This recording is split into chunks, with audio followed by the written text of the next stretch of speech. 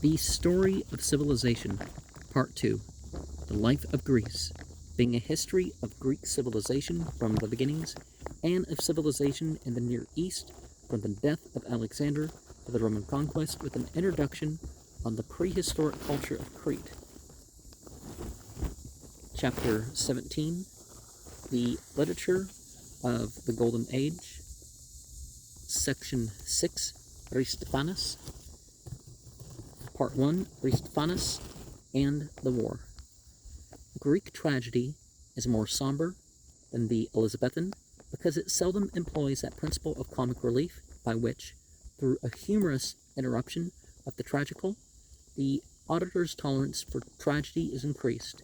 The Greek playwright preferred to keep his tragic drama on a persistently high plane, and relegated comedy to a satire play, which carried no serious import, but allowed the excited emotions of the audience to subside into humor and ease. In the course of time, the comic drama declared its independence of tragedy, and a day was allotted to it. At the Dionysian festivals, when the entire program consisted of 3 or 4 comedies, written by different authors, played in succession, and competing for a separate prize, comedy, like oratory, had its first Greek bloom in Sicily. About 484 BCE, there came to Syracuse from Kos, a philosopher, physician, poet, and dramatist, Epicharmus, who expounded Pythagoras, Heraclitus, and rationalism. In 35 comedies, of which only occasional quotations remain, 12 years after Epicharmus' arrival in Sicily, the Athenian Archon allowed its first chorus, the comedy. The new art developed rapidly under the stimulus of democracy and freedom, and became the principal medium in Athens of moral and political satire. The wide license of speech permitted to comedy was a tradition of the Dionysian phallic procession. The abuse of this freedom led in 440 BCE to a law against personal attacks in comedy. Well, morally, it shouldn't be about that, right? But this prohibition was repealed 3 years later, and full freedom of criticism and abuse continued even during the Peloponnesian War. The Greek comedy took the place as political critic of a free press in modern democracies. And, well, criticism and abuse aren't the same thing, but we hear of many comic dramatists before Aristophanes, and the great Rabelais of antiquity even condescended to praise some of them, when the smoke of his battles with them had cleared away. Cratinus was the mouthpiece of Cimon, and made rabid war against Pericles, whom he called the squirrel-headed God Almighty. Merciful time has spared us the necessity of reading him. Another forerunner was Heraclitus, who about 420 BCE satirized in The Wild Men those Athenians who professed to dislike civilization and to long for a return to nature. So old are the brave innovations of our youth. The ablest competitor of Aristophanes was Eupolis. They at first cooperated, then quarreled and parted, after which they satirized each other vigorously, but still agreed in attacking the Democratic Party.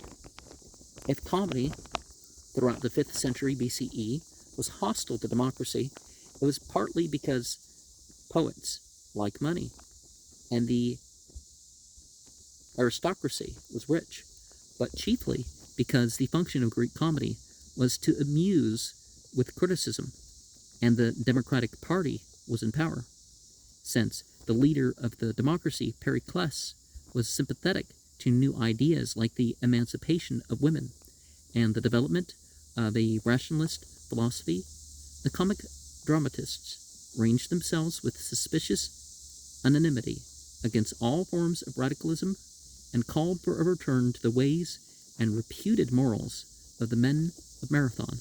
Aristophanes became the voice of this reaction, as Socrates and Euripides were the protagonists of new ideas. The conflict between religion and philosophy captured the comic stage. Aristophanes had some excuse for liking aristocracy, since he came of a cultured and prosperous family, and appears to have owned land in Aegina. His very name was a patent of nobility, meaning the best made manifest. Born about 450 BCE, he was in the springtime of life when Athens and Sparta began that war which was to be a bitter theme of his plays.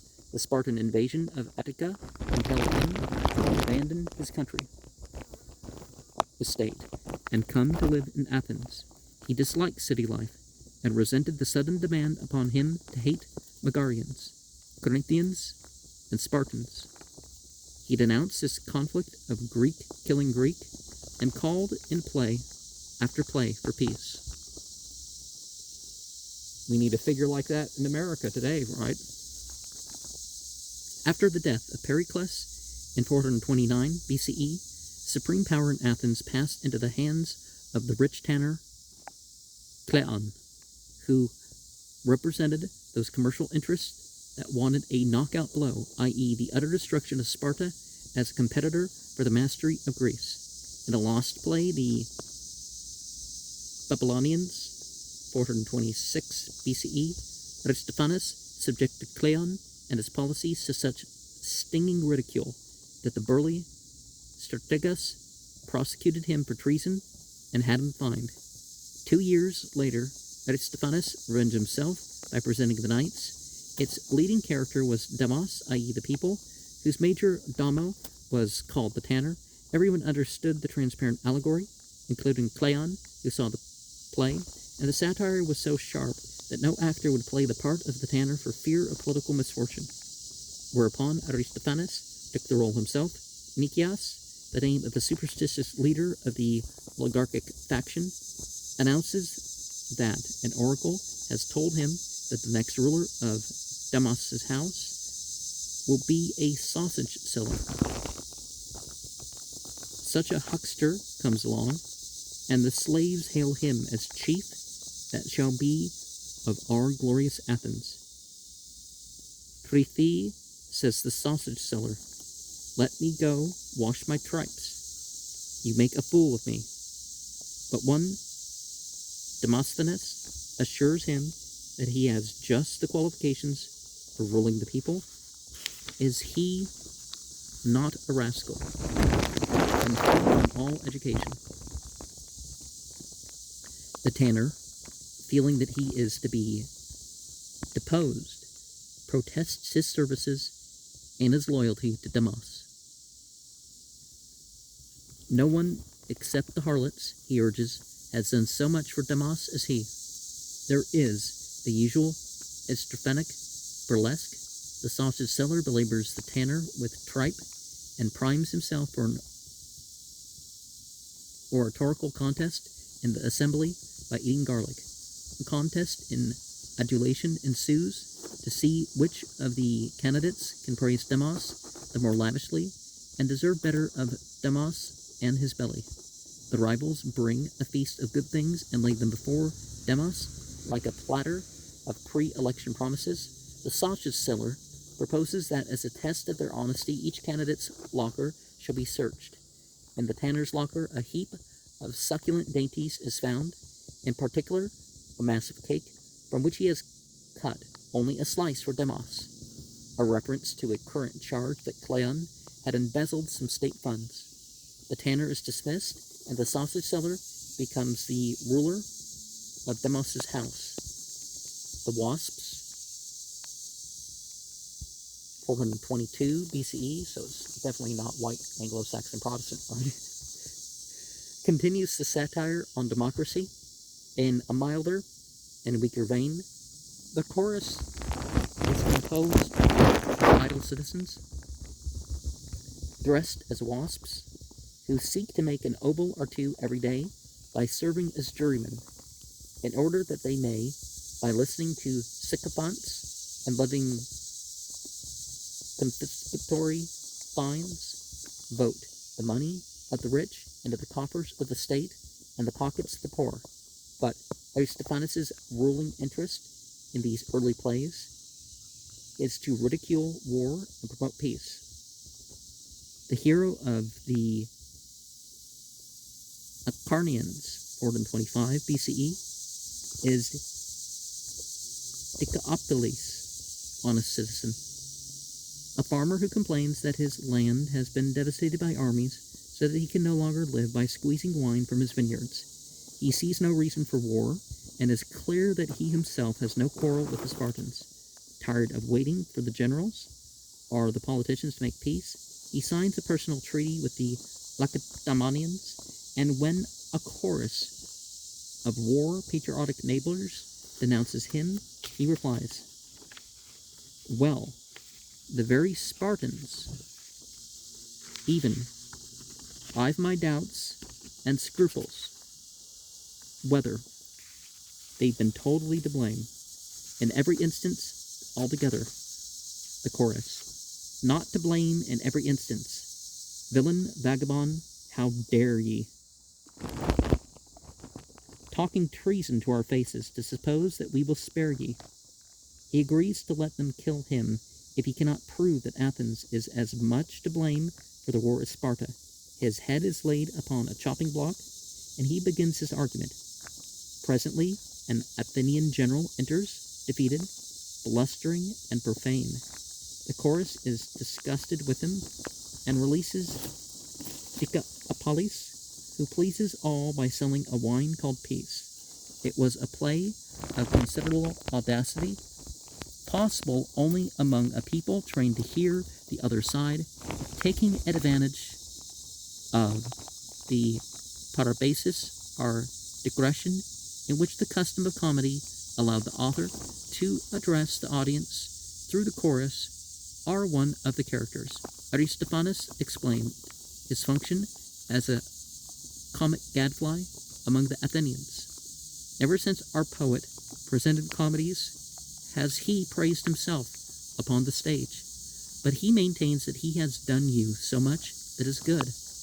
If you no longer allow yourselves to be too much hoodwinked by strangers or seduced by flattery, if in politics you are no longer the ninnies you once were, it is thanks to him. Formerly, when delegates from other cities wanted to deceive you, they had but to style you the people crowned with violets. At the word violets, you at once sat erect on the tips of your bums. Or if, to tickle your vanity, someone spoke of rich and sleek Athens, he would get all, because he spoke of you as he would have of anchovies and oil. In cautioning you against such wiles, the poet has done you great service. In the piece, 421 BCE, the poet was triumphant. Pan was dead, and Nicias was about to sign for Athens a treaty pledging peace and friendship with Sparta for 50 years. But in a few years, later hostilities were resumed, and in 411, Aristophanes, abandoning hope in his fellow citizens, invited the women of Greece to end the bloodshed. As Sistrata opens, the ladies of Athens, while their men are still asleep, gather at dawn in council near the Acropolis. They agree to withhold the comforts of love from their spouses until these come to terms with the enemy, and they send an embassy to the women of Sparta to invite to cooperation in this novel campaign for peace. The men, awake at last, call to the women to come home. When these refuse, the men besiege them, but the attackers are repulsed with pails of hot water and torrents of speech. Lysistrata, dissolver of armies, reads the men a lesson. During the wars of old, we bore with you, but we observed you carefully, and oftentimes, when we were at home, we used to hear that you had decided some matter badly. When we inquired about it, the men would answer, "What's that to you? Be silent." And we asked, "How is it, husband, that you men manage these affairs so foolishly?" The leaders of the men answers that women must keep out of public matters because they cannot manage the treasury. As they debate, some of the women steal away to their husbands, muttering Aristophanic excuses. Lysistrata replies, "Why not? The wives have long had the management of their husbands' purses, to the great advantage of both. She argues so well that the men are finally persuaded to call a conference of the warring states. When the delegates are gathered, Lysistrata arranges that they shall have all the wine they can drink. Soon they are in a happy mood, and the long-delayed treaty is signed. The chorus ends the play with a paean to peace." Section Part 2, Aristophanes and the Radicals.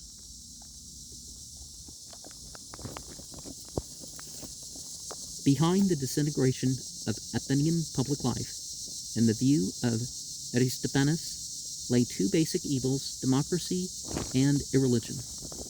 He agreed with Socrates that the sovereignty of the people had become a sovereignty of politicians, but he was convinced that the skepticism of Socrates, Anaxagoras, and the sophists had helped to loosen those moral bonds which had once made for social order and personal integrity.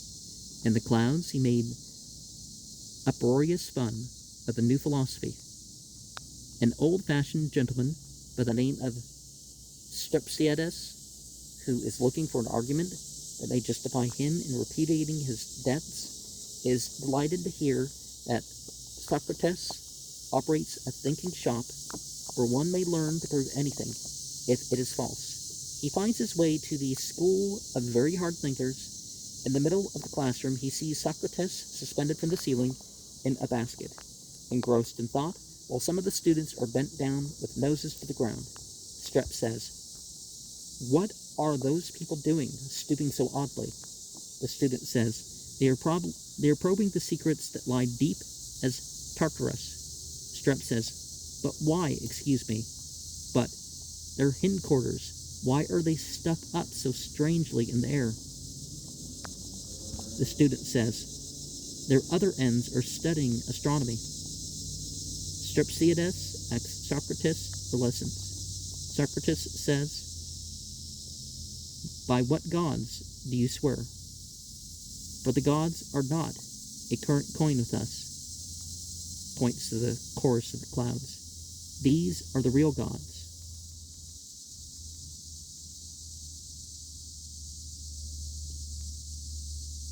Strep says,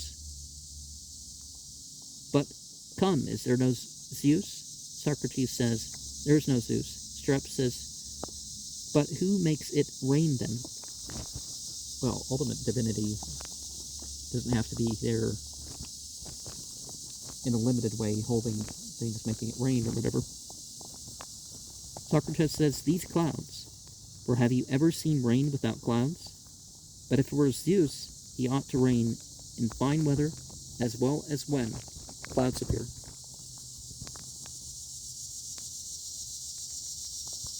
Strepsiades says, "But tell me, who is it that thunders, that makes me tremble?" Socrates says, "These clouds, as they roll, thunder." Strepsiades says, "How?" Socrates says, "When they are full of water, they are driven along, they fall heavily upon each other, and burst with a clap." Strepsiades says, "But who drives them? Is it not Zeus?" Socrates says, "Not at all. The ethereal vortex drives them on." Strepsiades says, "So the greatest of gods is vortex? But what makes the clap of thunder?" Socrates says, "I will teach you from your own case. Were you ever, after being stuffed with broth at a festival, later disturbed in your stomach, and did a tumult suddenly rumble through you?"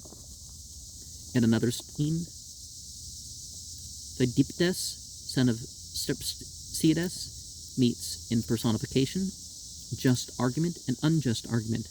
The first tells him that he must imitate the Stoic virtues of the men of Marathon, but the other preaches to him the new morality.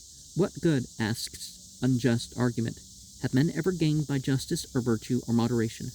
For one honest, successful, and respected man, there can always be found 10 dishonest, successful, and respected men. Consider the gods themselves. They lied, stole, murdered, and committed adultery, and they are worshipped by all the Greeks.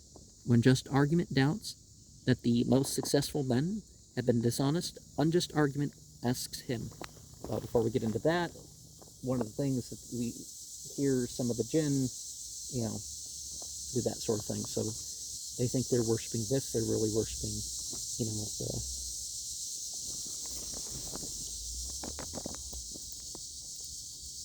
Come now, for what class do our lawyers spring? Just argument says, well, from the blackguards. Unjust argument says, surely. Tell me again, what are our tragic poets? Just argument says, blackguards. Unjust argument asks, and our public orators? Just argument says, blackguards all. Unjust argument says, now look about you, Turgan and pointing to the audience.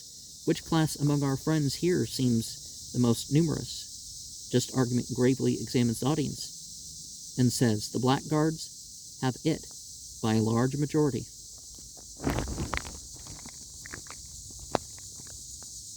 Pheidippides is so apt a pupil of unjust argument that he beats his father on the ground, that he is strong enough to do it and enjoys it. And besides, he asks, did you not beat me when I was a boy?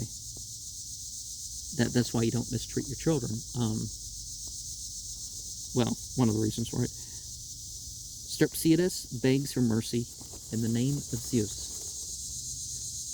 But Pheidippides informs him that Zeus no longer exists. Having been replaced by Vortex, the enraged father runs out into the streets and calls upon all good citizens to destroy this new philosophy.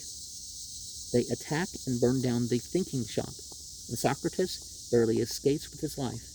We do not know what part this comedy played in the tragedy of Socrates. It was brought out in 423, 24 years before the famous trial.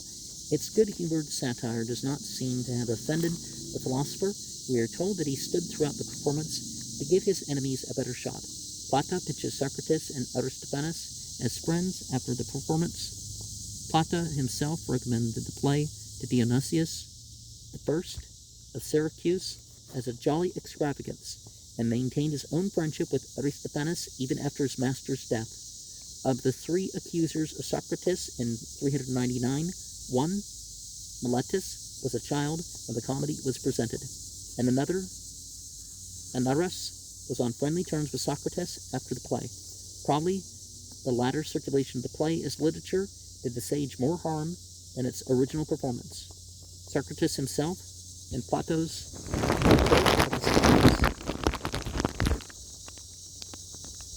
referred to the play as one of the major sources of that bad reputation which was prejudicing his case with the jurors.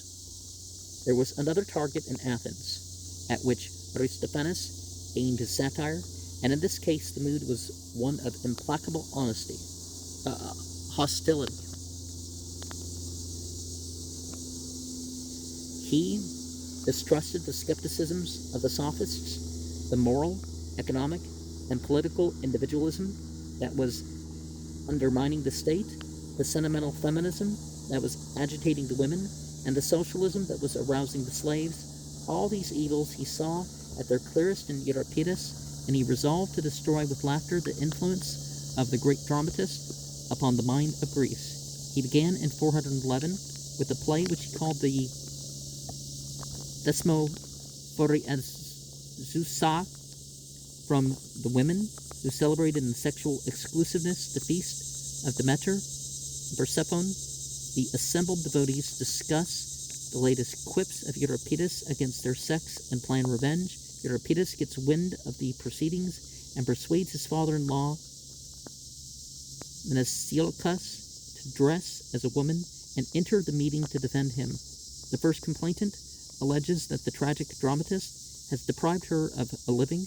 Formerly she made wreaths for the temples, but since Euripides has shown that there are no gods. The temple business has been ruined.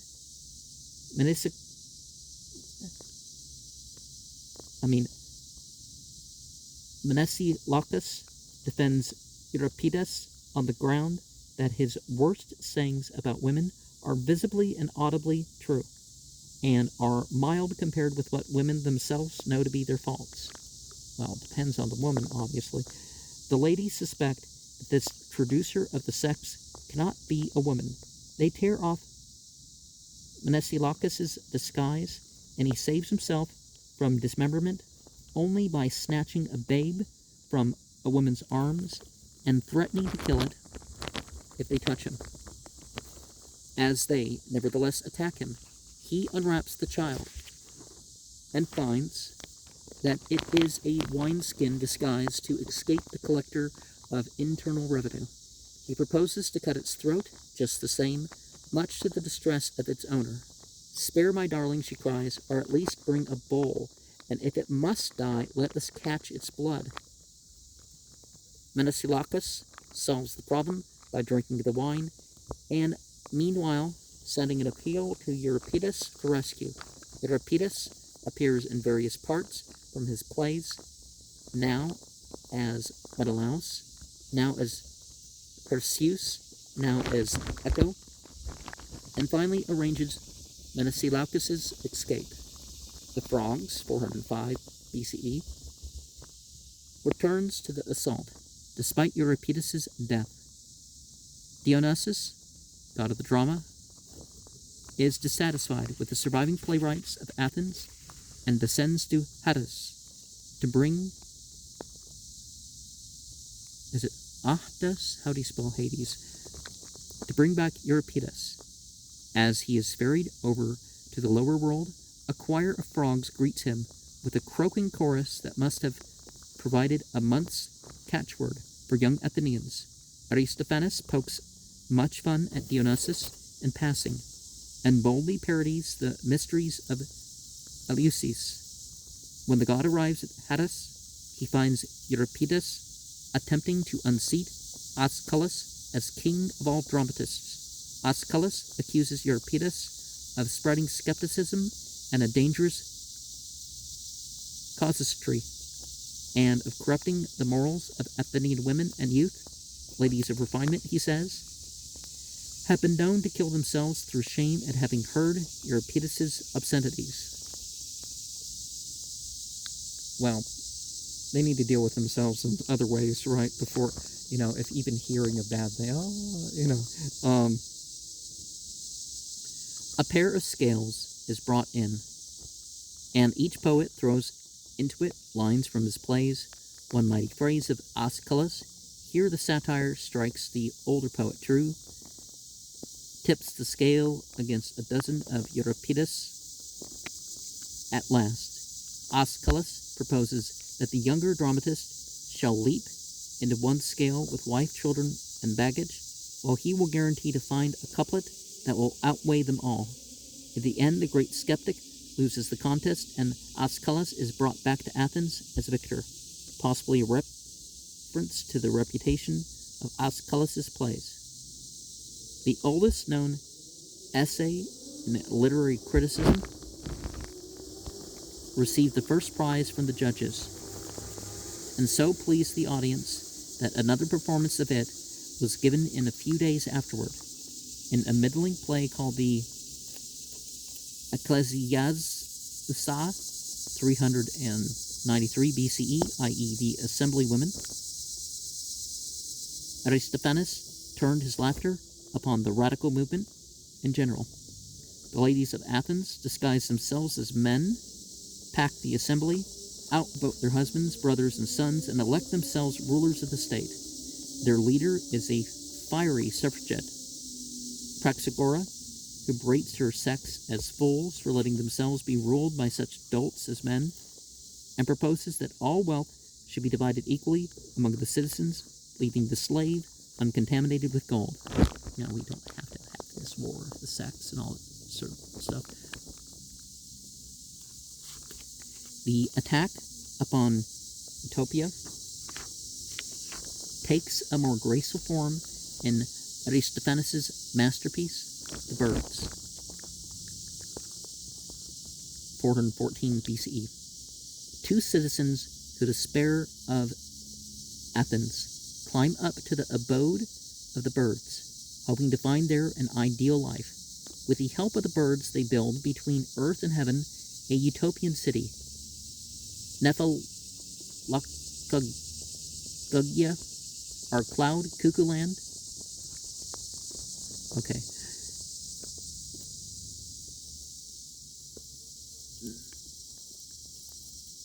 Nephalokagya. The birds in a chorus, as lyrically perfect as anything in the tragic poets, apostrophize mankind.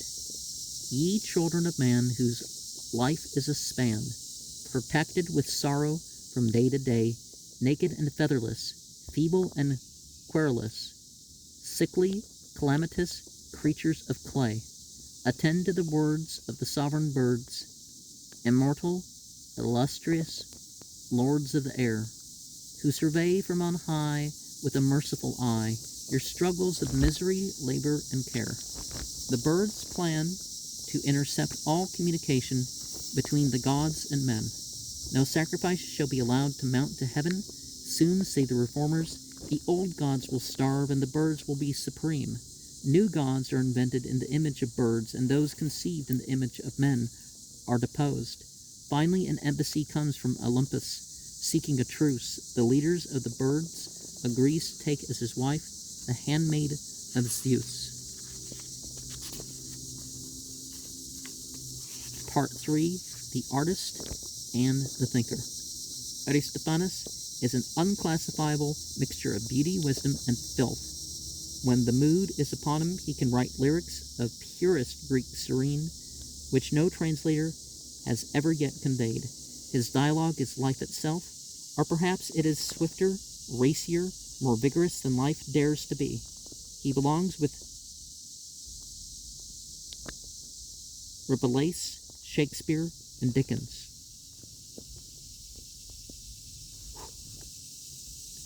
In the lusty vitality of his style, and like theirs, his characters give us more keenly the shape and aroma of the time than all the words of the historians. No one who has not read Aristophanes can know the Athenians. His plots are ridiculous and are put together with an almost extempore carelessness. Sometimes the main theme is exhausted before the play is half through, and the remainder limps forward on the crutches of burlesque. The humor is generally of a low order. It cracks and groans with facile puns, and drags itself out to tragic lengths, and too often depends upon digestion, reproduction, and excretion. In the Acarnanians, we hear of a character who eases himself continuously for 8 months. In the clouds, the major forms of human waste are mingled with sublime philosophy. Every second page offers us rumps, wind, bosoms, gonads, coitus, pederasty, onanism. Everything is here. He charges his old rival, Cratinus, with nocturnal incontinence. He is the most contemporary of ancient poets, for nothing is so timeless as obscenity. Coming to him, after any other Greek author, worst of all, after Euripides, he seems depressingly vulgar, and we find it difficult to imagine the same audience enjoying them both. Two differences that Islam has is that a person is not blamed for what they do when they're unconscious, asleep. And secondly, a person is not to mention evil for entertainment reasons.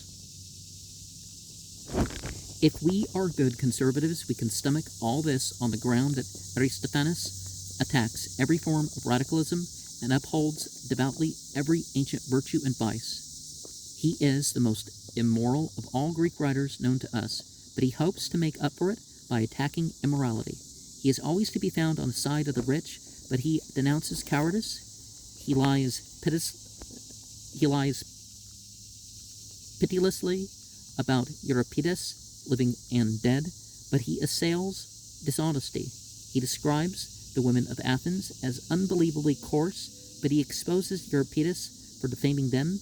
He burlesques what are considered to be gods so boldly that in comparison with the pious Socrates, we must picture him as an hilarious atheist, but he is all for religion and accuses the philosophers of undermining the gods. Some of the gods, he tells us, keep brothels in heaven. Yet, it took real courage to caricature the powerful Cleon and to paint the faults of Demos to Demos's face. It took insight to see in the trend of religion and morals, from sophistic skepticism to Epicurean individualism, a basic danger to the life of Athens. Perhaps Athens would have fared better if it had taken some of his advice, moderated her imperialism, made an early peace with Sparta, and mitigated with aristocratic leadership the chaos and corruption of post-Periclean democracy. Aristophanes failed because he did not take his own counsel seriously enough to observe them himself. His excesses of pornography and abuse were partly responsible for the law forbidding personal satire, and though the law was soon repealed, the old comedy of political criticism died before the death of Aristophanes 385 and was replaced even in his latter plays by the middle comedy of manners and romance, but the vitality of the Greek comic theater disappeared along with its extravagance and brutality. Philemon and Menander rose and passed and were forgotten, while Aristophanes survived all changes of moral and literary fashion to come down to our own time with 11 of his 42 plays intact. Even today, despite all difficulties of understanding and translation, Aristophanes is alive. And if we hold our noses, we can read him with profane delight.